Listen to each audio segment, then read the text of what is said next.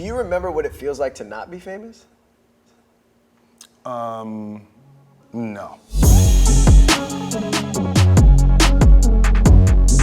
What's going on, guys? I'm Speedy, and the name of this show is 360 with Speedy, and boy, do we have a special one in the building today. An icon, a legend, a Grammy winner, an Academy Award winner, a Hollywood blockbuster sensation, one of the biggest movie stars to ever walk this earth. Will Smith is in the building. Wow, I thought Denzel was here. I'm like, oh, yeah. Not damn near. I mean, bar for bar, it's close. The accolades are there. Will, how are you, man? Man, I am spectabulous. Okay, that's a new one. Never heard that one before. Spectacular. Man, we're in Miami, a place that's, I guess, a second home to you. Yeah, that's where it all began. You know, it was with Marty Marr back here in the early '90s, but before Miami was hot. You know, we got it before everybody knew about it. Let's take it back to the beginning for a bit. Before Dana Goodman discovered the Fresh Prince, you were just Will. Yeah. Will Big from- Willie. Yeah, Big Willie Woodcrest. Woodcrest. Oh man, you went deep. You went deep. Okay. As the story goes, you start to have a little bit of musical success while you're still in high school. Yeah. Overbrook High School, your last 30 days there or so, man, yes. you had a song that was on the radio. Yeah, that's too much power for one man to Yeah. have. To be. What was that like? You know, it was like the first time that I experienced a sense of power, right? And it was like something about going from just, you know, being Lil Will to having a record on the radio was like, ooh, you know. And back then, a song on the radio was gigantic. Yeah. It was that first experience of what it meant to have energy in the world that was power to move things. You wound up becoming a trailblazer in yet another department because you won a Grammy. Yes. Was it the first hip hop artist to ever win a Grammy? Is that Yeah, so? it was the first year that the Grammys recognized rap. Yeah. So they had a rap category, and we actually boycotted because they weren't televising it. But Jazzy Jeff and Fresh Prince ended up winning the first Grammy ever given to a rap artist. Jay-Z just got honored for some sort of Grammy equivalent to like a Lifetime Achievement Award. While he was on stage, he said, you know, Jazzy Jeff and the Fresh Prince won the first ever rap Grammy and they boycotted. Did you know he was gonna say that? Nah. Did you catch it after the fact? Yeah, I caught it after the fact, yeah. What'd you think when you saw that? You know, I never, I don't draw those kind of lines in my mind from the idea of, oh, wow, rappers are on the stage at the Grammys today, and that's potentially connected to a sacrifice that we made. Like, I don't draw those kind of lines. So it was interesting hearing Jay say that, because they kind of was like, oh yeah, you know, maybe we did push the Grammys to like start to recognize rap music. Yeah. So, Did you get a chance to speak to him after? No, I haven't spoken to him yet. Okay. Yeah. It was special even for us as a hip hop fan. You know, this many years, 50 years exactly. You know, to see that there's still battles being fought. You know, I'm 55, and I just don't think of myself like that. I feel late 30s at the like top. Like, ain't no way I'm more than 38. You know, I hurt my neck trying to wash my hair about 8 months ago. Oh, yeah. Literally. It's happening, man. Like full-on sports injuries from doing nothing. You seemed a bit more, I imagine you were more nimble when you copped that first blue Suzuki Katana 600. Yeah, I crashed that thing a couple times. What happened? You did a lot of homework. I was like, okay, you know all that. You know, that's what you do. I got to do my research. You're like, you know. Yeah, no, that was. I had a motorcycle phase. I fell one good time, and I was like, nope. I think I'm gonna leave those alone. I'm not the motorcycle dude. I mean, you've told this story it seems 1,000 times, but having you in front of me, there's no way I cannot ask you to at least recollect a part of it. The Fresh Prince of Bel-Air is such a pivotal moment, not only in my life and my childhood, but quite literally in probably global culture at large. But the audition came on a whim. Why is it important to always be ready when opportunity presents itself? To me, success is, a big part preparation, right? So you certainly have to be prepared. But there's an X factor. You're waiting for lightning to strike, right? You're waiting for the universe to decide that the door is going to open for a brief moment. And it's like it turns from a solid wall to a door in an instant. And then it closes back, right? So the idea of you have no idea when lightning is going to strike in your life. Even in this room, I don't know everybody in this room, right? But I stay wildly attuned to the potential magic, right? And it's like always paying attention because like the universe is trying to give you what you want. The universe is fighting so hard to give you what you want, and you're just missing it. Your lightning specifically, that lightning strike moment for you happened at a party. Yeah, at Quincy Jones's house. Yeah, can you set the scene for us a bit? So there's a guy named Benny Medina. Benny Medina is actually the real live Fresh Prince of Bel-Air. Benny had gone from Watts to Beverly Hills. He pitched me the show. I was like, yeah, okay, that's cool. And he invited me to Quincy's house. It was Quincy's birthday after the Soul Train Music Awards. I was in town. I was just going to meet Quincy. So we go, and he said, hey, did Benny tell you about the show? So yeah, Benny told me it's really cool. You interested? Quincy, he had been drinking a little bit that night. And he was like, all right, we're gonna do an audition. I was like, what? There were, a bunch of people in the room, and Quincy wanted me to do an audition in the middle of his living room at a party. And I was like, yo, Q, I can't do a audition. I haven't studied anything. And he took me in the other room and he was like, okay, tell me what you need. And I was like, Q, I need a couple weeks. I'm not even really an actor. Can I just give me, if I can get a script and I can get something to work on. He said, oh, so you need 2 weeks.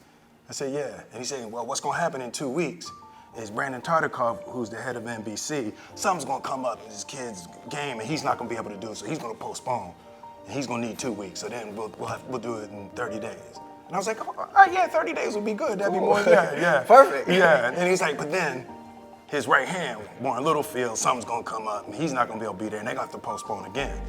And he said, but right now, everybody that needs to say yes to this show is sitting in my living room waiting for you to audition. And I was like, fuck it, give me 10 minutes. It was such a valuable lesson. It's like, there's very few things more powerful than fuck it. Fuck it. Just leaping. Just go. Yeah. It's like you have the dream, the opportunity's there, just go. And I was in his library, and it was like a Oprah Winfrey color purple poster and a Michael Jackson 48 million sold, and Michael was looking at me, he was like, what you gonna do, Will? If you close your eyes, are you able to see yourself in that 10-minute span? It's like. Do you even recall it vividly? It's crazy. It's like a blank spot. It's a total blank spot in my memory. Like I have no recollection of what I said and what I did. It was just a standing ovation. Everybody stood up and clapped. And Quincy pointed to the head of NBC. He said, did you like it? And he said, yeah, Quincy. He said, don't bullshit me. I'm asking you, did you like it? You know what I mean. And Quincy had everybody's lawyers come to the house that night. He said, I need a deal memo tonight. He understands magic, and that's the thing about Quincy. It's like he knows that you can only work to a certain degree. You can only prepare to a certain degree. You can be a master piano player. You can be a master, basketball player. But for the magic to happen and you become LeBron, you become Kobe, like that's another thing. Tom Brady's a really good example of somebody who knows how to stay steady and wait for magic. He knows in the third quarter, magic shows up all the time. It doesn't matter what happened in the first two quarters. Right. He's waiting for the magical wave, and then he's going to be prepared. And when it comes, because he knows about it, and other people don't. Beautiful. Beautiful. When's the last time you sat down and watched one full episode of The Fresh Prince? One full episode.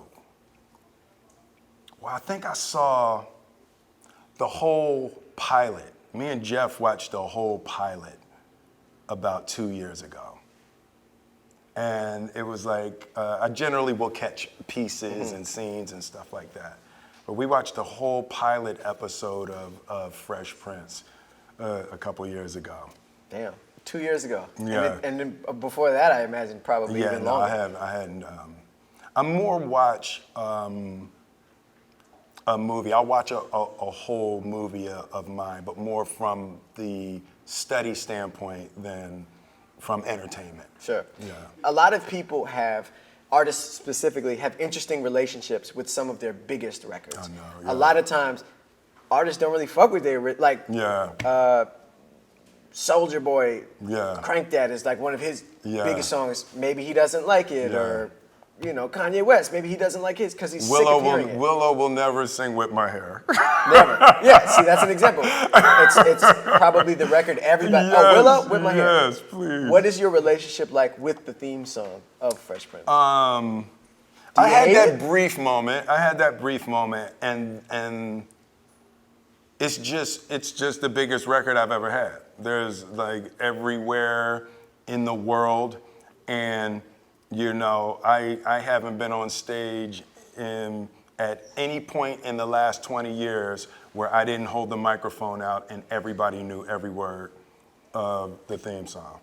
And every country, and people don't even speak English, know Those the words. phonetic. But do you like the song? That pause tells me no. everything. I was like, Yeah. like it? No, like I like what it means to my life, right? I wouldn't say I like it, right? But I like what it means. Fair. I like how people like it. Okay.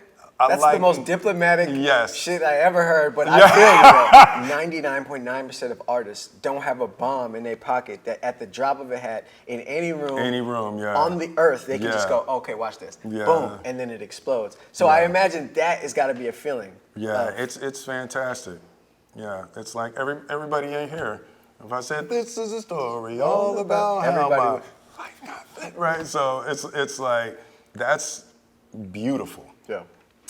TV fame is one thing, and I imagine movie fame is something different. Yeah, for sure. What are some of the differences that maybe someone like me, the layman, wouldn't understand in terms of the differences between a television star and a movie star?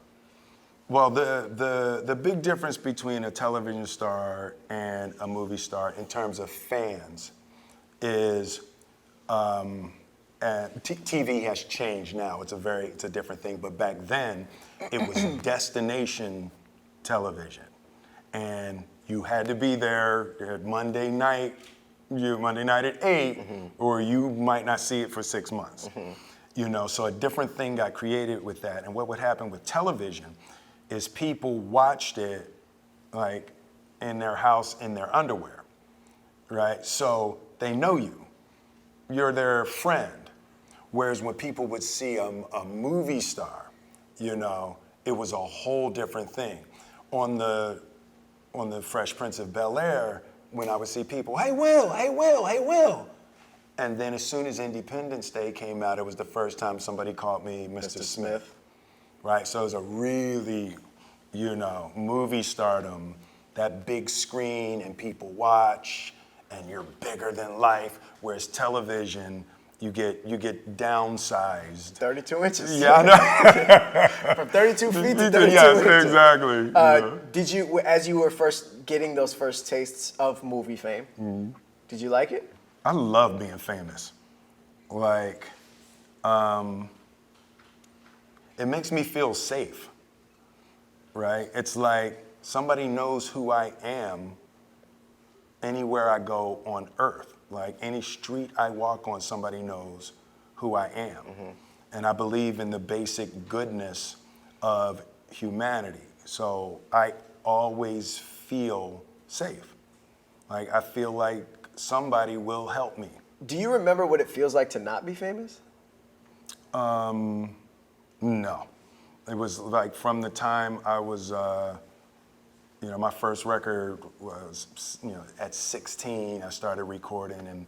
And, by the time I was 18 years old, I was nationally famous, So it's like for over 3 decades, especially like once Independence Day came out, so like Independence Day and then Men in Black, that was like everybody. That was like the whole earth, everywhere, and specifically those two back to back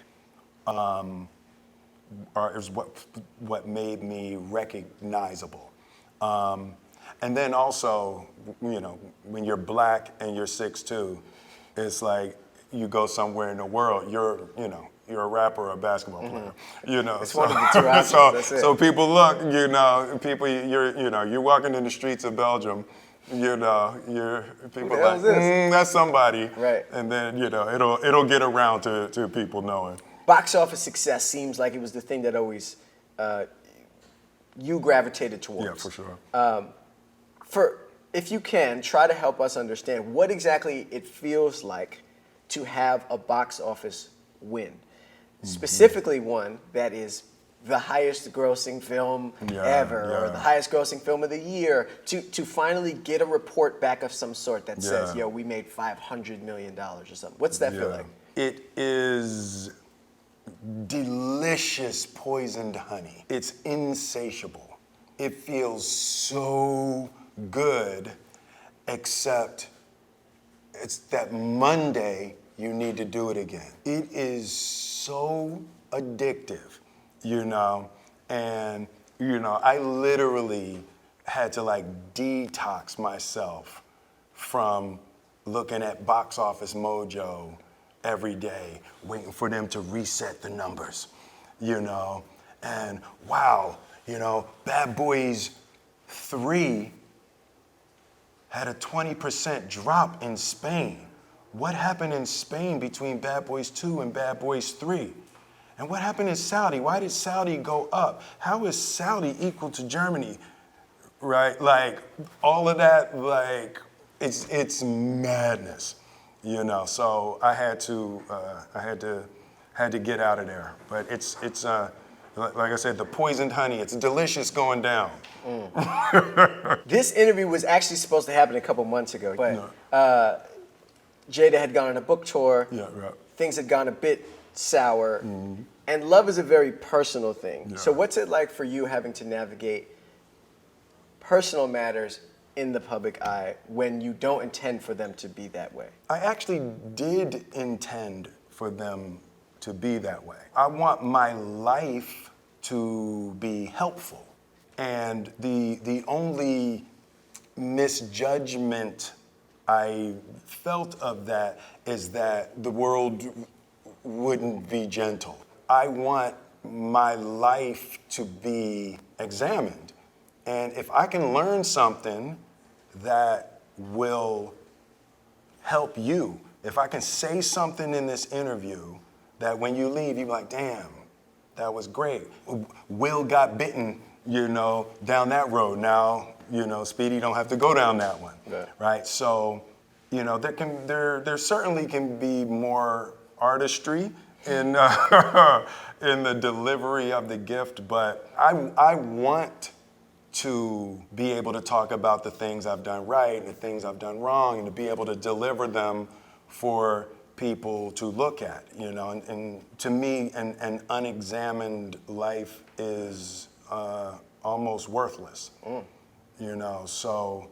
I'm gonna do it more artfully this year. 2024 is I'm certainly going to be a little more delicate with it. But to me, the process of evolving and elevating and learning how to love and learning how to share and learning how to interact, like that's what we're all doing, And even though a lot of my stuff may be public, it's like ain't nobody doing better than me. And, it's like people just don't know your stuff. Right. You just have a magnifying glass. So to me, I'm built for it.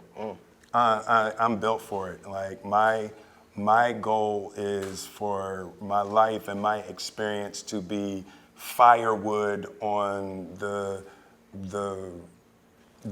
everybody's dreams, use it to learn and grow and evolve, and I'm not taking it with me anyway, so. Right. There are things that people wouldn't expect you as a movie star to have to do, but recently you went to the DMV. Yeah, I was like, I just haven't had a movie out in a while, so they were like, nah, we're not gonna cut you no slack. Well, come on down here. Is your experience at the DMV as unpleasant as us? No, they actually were really great. It was really, really smooth, really, really easy. Because you have to take the picture and you need to take it in person, and you got to do the fingerprint. I don't know if they do that in every state, but in California, you got to do the fingerprint. So. But it was overall it was overall smooth and easy. Got my DMV in there, in and out in 12 minutes. It was fantastic. That is certainly a perk, I'm sure. A quick Google search says that your net worth is $350 million. Is that accurate? I don't even know, man. I don't discuss such things. Do you, as someone who's had money, lost money, then had it again bigger than he ever imagined, this lifestyle, does it feel on par to you now, or are you still learning? Are you good with money now? Are you working on getting better? What's your relationship like with money? No, this is the downsize phase of my life. I was.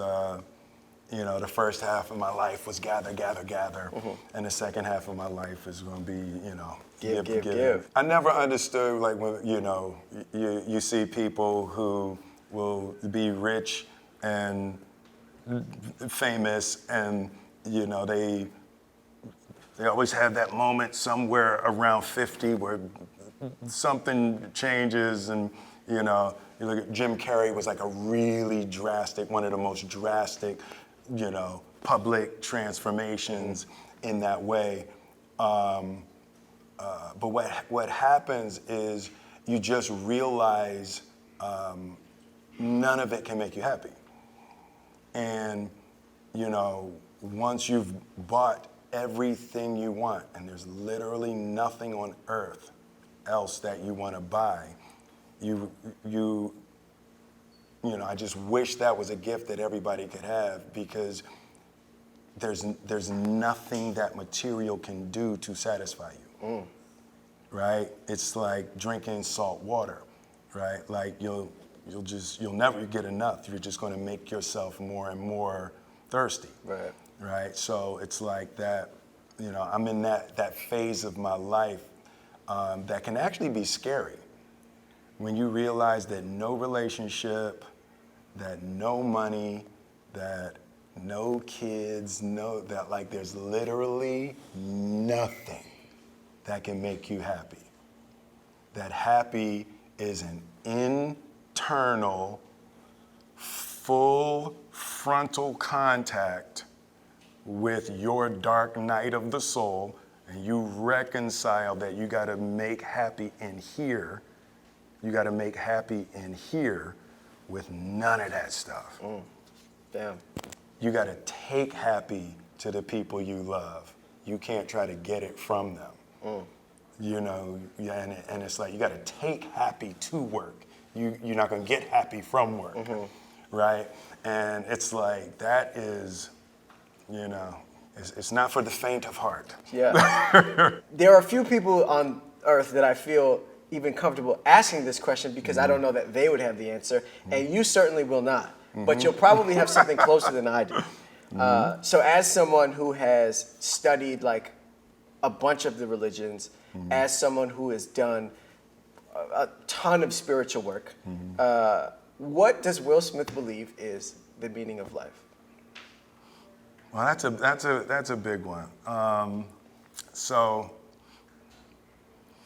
even the concept of the meaning of life is your mind trying to fathom the unfathomable. Just sit here for 30 seconds. Right now? Okay.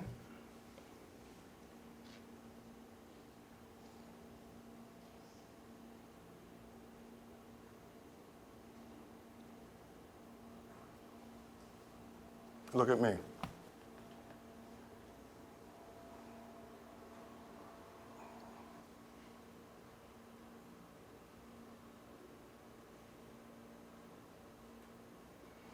Now look at you while you're looking at me. Oh, damn. You just did it. Whew.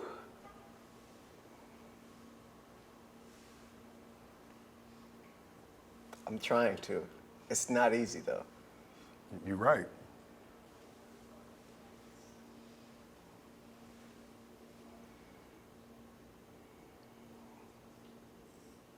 That's where you will find the meaning of life. That's where you'll find it. So whatever that was, when you can make peace with that, that's the meaning of life. Damn. I'm hearing commotion now. I think we have a special guest pulling up. Is that what's happening right now? There's definitely some sauce in the house. Oh, man. Yeah, I felt it. The original bad boy. I felt the sauce. The original bad boy. Marty Marr in the building. Oh, man. What a treat we have here. This is incredible. This link, though, is... Martin, your sister is responsible for this link up, is that right? Yeah. When Columbia first came to me, with the script, my sister told me I should do it with Will Smith. Martin wanted to do it with Eddie. Yeah, at first, he didn't even contemplate. He was like, "You right." But I knew we couldn't get Eddie. Couldn't afford Eddie.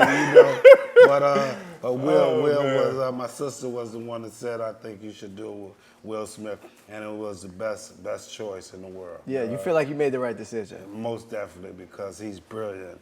I mean, his mind and the way he orchestrates and runs the set and everything is just as brilliant. Yeah. Well, what's it feel like now being in this seat next to your brother? 4 films in the can now. 4. No, you know what happens? It's like, it's funny. So we had like a wrap party for the film, and all of the old movies were up on the screen. So I'm standing there, I was just looking at the old movies, and I realized when we were making Bad Boys 1, when we were making Bad Boys 2, like I had in my mind, I wanted to be the biggest movie star in the world. I wanted to do all of this, and I realized while you're planning your life, and you think you're going somewhere, your life's actually happening. Your life's happening now. It's not happening when you think it's going to happen. And sitting and looking at those movies, I was like, yo, it was me and Martin. We was in Miami. It was young and little crazy. Young and free, wild and free. And it was like our lives it was perfect. Yet my younger self couldn't see I was already where I wanted to be. So poetic. And it was really, it was fun. And on this movie, you know, Martin was just really focused on paying attention to the fact that we are in a good life. Yeah. And it was like literally, we're in a good place. We're in a good Real place, place. you know? Yeah. And like the first day on set, you know, and I'm, he said, hey. And he said, I just want you to know I love you, brother. Oh, man. Yeah. I And I'm love like, him. yeah. I was like, yeah, love. He's like, no. No, get here with